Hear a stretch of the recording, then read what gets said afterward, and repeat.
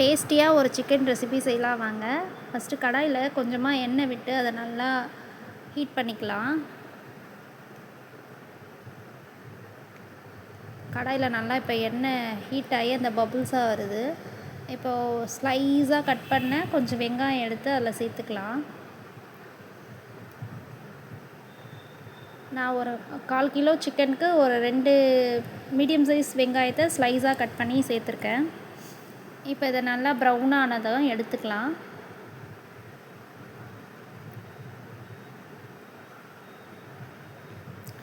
சிக்கனில் ஆல்ரெடி மஞ்சத்தூள் போட்டு கழுவி வச்சாச்சு. இப்போ அந்த ப்ரௌன் ஆனியன்ஸை இந்த சிக்கனில் சேர்த்துக்கலாம்.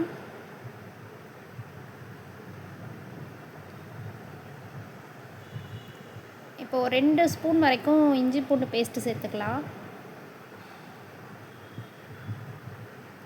அப்புறமா 1 டீஸ்பூன் சீரகத்தூள், 1 டீஸ்பூன் மிளகுத்தூள்,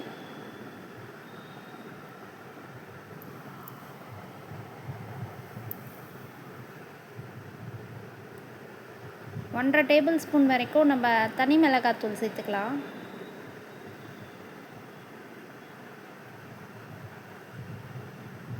அப்புறமா ஒரு 4 டேபிள் ஸ்பூன் தயிர் சேர்த்துக்கலாம்.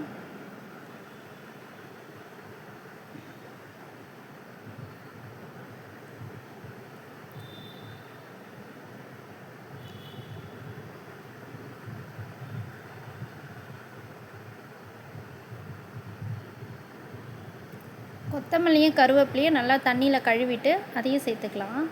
சேர்த்துட்டு இது எல்லாத்தையும் ஒன்றா சேர்ந்து பிசைஞ்சு கொடுத்துக்கலாம். அந்த இஞ்சி பூண்டு மசாலாஸ் எல்லாமே ஒன்றா கலக்கணும். ஒரு 3 நிமிஷத்துக்கு நல்லா பிசைஞ்சு கொடுத்துக்கலாம்.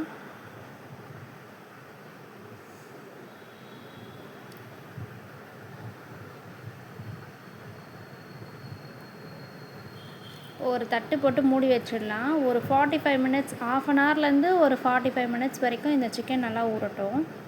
இப்போ 3/4 மணி நேரம் ஆயிருக்கு. நான் அந்த பாத்திரத்தை அப்படியே எடுத்து அடுப்பில் வச்சுட்டேன். இப்போ ஒரு குழிக்கரண்டி எண்ணெயில் ஒரு 3/4 கரண்டி எண்ணெய் சேர்த்துக்கலாம்.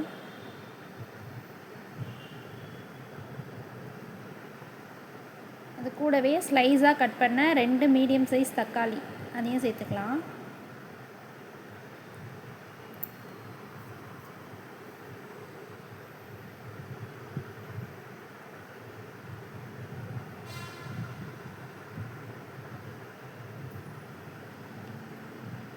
உப்பு நம்ம சேர்க்கலை, இப்போ தான் சேர்க்க போகிறோம். ஸோ எல்லாத்துக்கும் தேவையான உப்பு சேர்த்துக்கலாம்.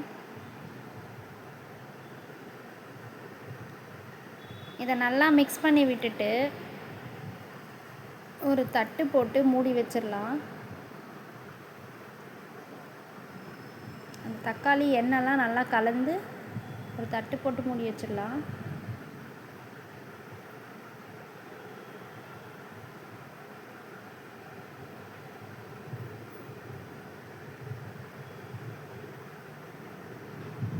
திறந்து பார்த்தோன்னா லைட்டாக தண்ணி விட்டுருக்கு. இந்த மூடி வச்சிடலாம். இப்போ திரும்ப ஒரு 5 நிமிஷம் கழித்து திறந்து பார்த்தோன்னா நல்லா தண்ணி நிறைய விட்டுருக்கு. இப்போ நம்ம ஒரு 1/4 டம்ளர் வரைக்கும் தண்ணி சேர்த்துட்டு நல்லா அதை கிண்டி விடலாம்.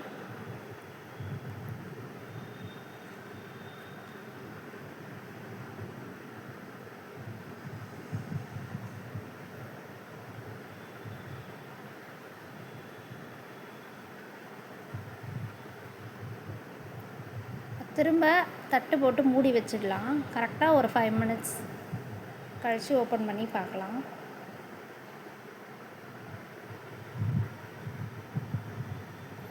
அஞ்சு நிமிஷம் ஆயிடுச்சு. நல்லா தண்ணி விட்டு கொதிக்குது. அந்த கிரேவியெல்லாம் நல்லா வெந்து மசாலாலாம் நல்லா வெந்து ஒரு டேஸ்டியான ஒரு ஸ்மெல் வரும். நல்லா செம்மையாக இருக்கும் இந்த chicken recipe. Almost chicken recipe முடிஞ்சிருச்சு. அவ்வளோதான். நம்ம கொத்தமல்லி தூவி சர்வ் பண்ணலாம். இது இந்த கீ ரைஸ்க்குலாம் செம்ம டேஸ்ட்டாக இருக்கும். சரியான காம்பினேஷனாக இருக்கும். வீட்டில் ட்ரை பண்ணி பாருங்கள். தேங்க்யூ.